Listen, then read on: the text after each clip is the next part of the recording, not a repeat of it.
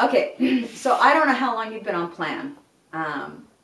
In the beginning, you're losing weight, you feel in control, it's so exciting. For the first time in your life, you're choosing what you eat, and it's very motivating, and it's easy to stay focused. One of the things that happens over time is you start forgetting where you were. And if I was talking to you every day, I would know your individual story. So this is where you have to remember your individual story. You have to remember why you gave up sugar and flour. Maybe it was because you weren't playing with your kids because you were too fat and lazy. Maybe it's because you woke up every morning and there was nothing to wear. Maybe it's because you came home from work every night and had to get out of your clothes immediately and put on sweatpants. Maybe it was because you didn't go to parties anymore because you couldn't bear being around all the food.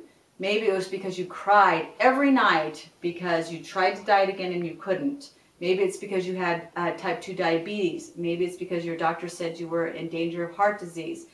I don't know what was your motivation, but I'm telling you now, if you're feeling a lack of focus or motivation, remember, you're in the size you are now because you gave up sugar and flour. If you eat it again, you'll be fat again. And if you eat it again and you get fat again, you might not be able to find abstinence again.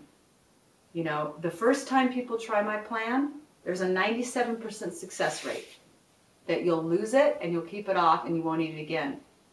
My skinny girls who work with me directly, who eat sugar or flour and try the second time, I only have a 10% success rate with.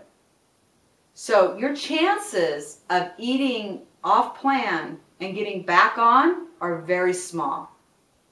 So wherever you have to find that focus and motivation, find it. Sit down right now, turn this video off and write down where you were before you found me. Why you thought it was necessary for you to eliminate sugar and flour forever.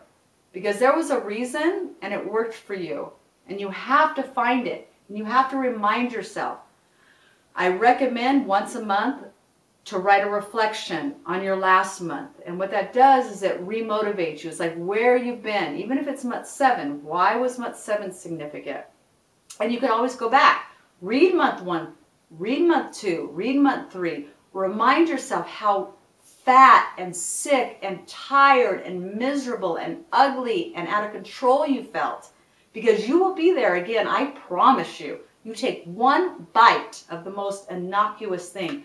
Oh, I had meatloaf that my mother-in-law made that had some breadcrumbs. I'm telling you, you have that, you'll be eating bread within a month.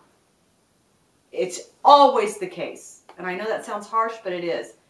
So don't do it. Don't go back there. So whatever you have to do to remind yourself where you were, do that. Find where you were. Remember where you were. Because you were there for decades or you wouldn't be on my plan. No one's on my plan who's 21, you know. They just aren't. You have to have been suffering for decades. Remember how much you were suffering. Because that's where you'll be. So stay focused and stay motivated by remembering where you were versus where you are now, because you are not cured. It's a physiological imbalance. You are not cured. It's not a psychological issue.